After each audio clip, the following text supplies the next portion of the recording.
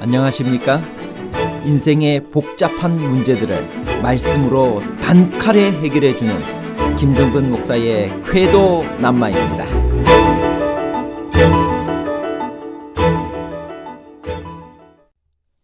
드보라를 도와서 전쟁에 나간 바락은 어떤 인물인가요? 적장을 죽이는 영광을 얻지 못한 바락이 어떻게 그 믿음을 인정받았나요? 바락은 히브리서 11장에 나오나요? 사사기 4장 8절에서 바락의 태도는 단순히 전쟁을 두려워했기 때문인가요? 아니면 드보라가 지닌 예언의 은사를 존중했기 때문인가요? 전쟁에 대한 두려움과 사사에 대한 존중에 관한 복잡한 문제를 하나님 말씀의 가르침으로 명쾌하게 해결해 드리겠습니다. 이스라엘 백성들이 두려워한 가나안 왕 야빈이 소유한 강력한 병기는 무엇이었나요?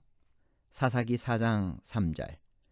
야빈 왕은 철병거 900대가 있어 20년 동안 이스라엘 자손을 심히 학대했으므로 이스라엘 자손이 여호와께 부르짖었더라. 가나안 지방의 왕들이 가지고 있었던 철병거는 그 당시 최고로 강력한 병기였습니다. 보통 말에 철갑을 두른 두 필의 말이 끄는 철병거는 그 바퀴에도 날카로운 갈고리를 장치해 보병의 접근을 막았으며 병거 안에는 중무장한 두세 사람의 군인이 타고 있어 적진을 향해 돌격하면 아무도 그 위세를 막을 수 없었습니다. 그러므로 철병거를 몇 대 보유하고 있느냐가 그 나라의 군세를 평가하는 기준이었습니다. 가나안 왕 야빈은 철병거 900대를 보유한 막강한 군사력을 자랑하고 있었습니다. 그러나 에훗이 살아있을 때는 철병거 900대도 맥을 추지 못했습니다. 하나님이 도우시는 한 사람의 지도자가 철병거 900대보다 더 강력했던 것입니다. 전투에 나가기 전 바락은 드보라에게 무엇을 요구했으며 바락의 요구는 무엇을 의미하는 것이었나요? 적장을 죽이는 영광을 얻지 못한 바락이 어떻게 그 믿음을 인정받았나요? 바락은 히브리서 11장에 나오나요? 사사기 4장 8절. 바락이 그에게 이르되 만일 당신이 나와 함께 가면 내가 가려니와 만일 당신이 나와 함께 가지 아니하면 나도 가지 아니하겠노라 하니. 히브리서 11장 32절. 내가 무슨 말을 더 하리요? 기드온, 바락, 삼손, 입다, 다윗 및 사무엘과 선지자들의 일을 말하려면 내게 시간이 부족하리로다.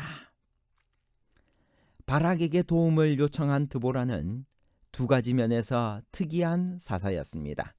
첫째는 사사들 중에서 유일하게 여성이요, 둘째는 사사들 중에서 유일하게 예언의 은사를 받은 선지자였습니다. 사사기 4장에서 5장의 이 주인공은 두 여인인 드보라와 야엘입니다. 바락의 역할은 분명히 조역입니다. 그것도 드보라를 통해 여호와의 부름을 받았을 때 여선지자의 동행을 조건으로 전쟁에 참여하겠다고 말했습니다. 얼핏 보면 장군으로서 구차하게 보일 수도 있습니다. 더군다나 그런 요구를 들어주는 조건으로 적장을 죽이고 전쟁을 종료시키는 역할도 하지 못했습니다. 그것은 야엘이 몫이었기 때문입니다.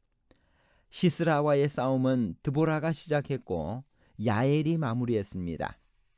그런데 이런 바락이 어떻게 아벨, 에녹, 노아로 이어지는 믿음의 사람들 리스트에 그 히브리서 11장에 나란히 이름이 올려질 수 있었을까요?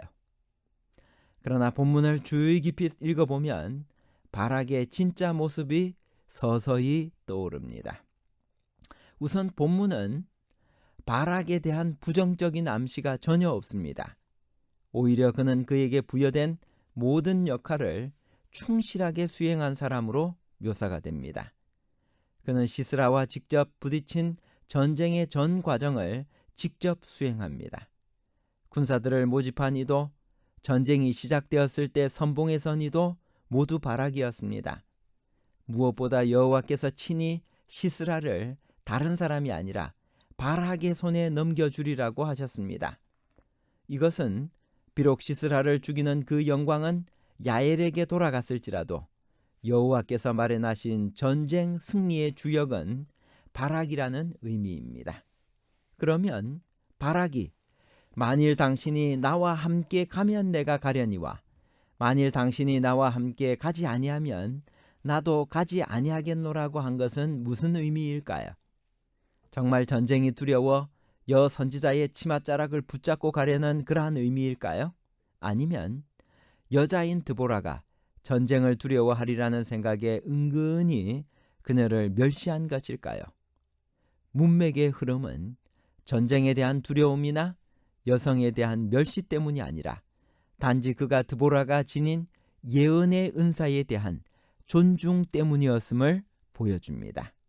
이는 실제로 전쟁에서 드보라가 그에게 일어나라, 이는 여호와께서 시스라를 내 손에 넘겨두신 날이라 14절에 그렇게 하는 말을 듣고 전쟁을 바락이 시작했기 때문입니다. 본문에 묘사된 바락의 모습에서 또 하나의 놀라운 것은 그가 여성들이 주인공인 이 장면에서 여성들에게 아무런 부정적인 태도나 정서를 보이지 않는다는 점입니다. 그는 드보라가 여성이라는 이유로 그녀에게 어떤 소극적 반응도 보이지 않습니다. 이런 이유로 바락은 히브리서 11장이란 믿음의 전당에 거장들과 함께 이름을 나란히 올려놓습니다. 히브리서 11장에 언급된 사사기의 네 이름들과 유사한 언급이 사무엘상 12장 11절에 나옵니다.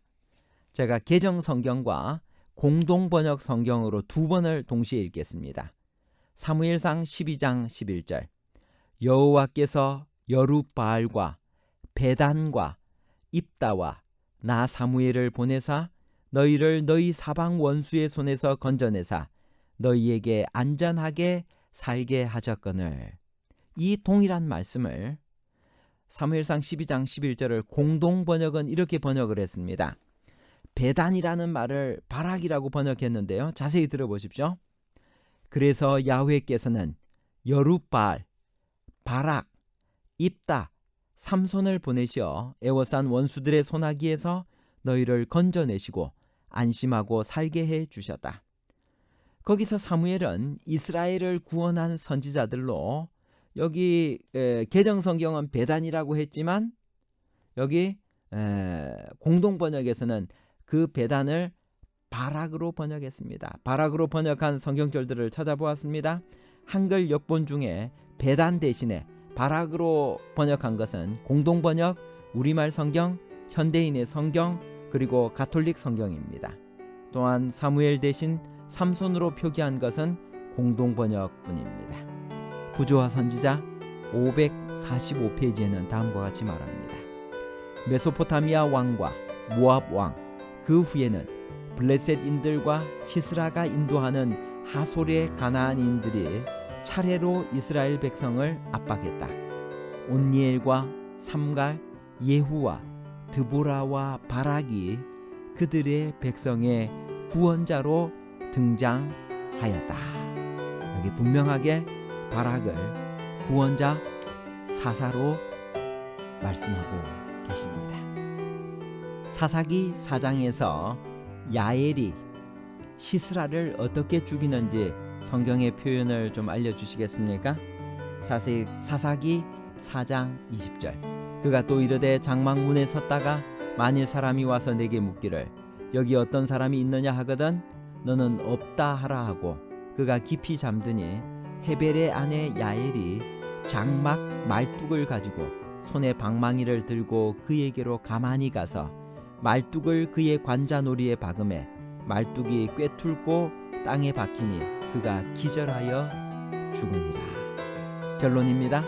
첫 번째, 가나안 왕 야빈이 철병거 900대가 있어 20년 동안 이스라엘 자손을 심히 학대했습니다.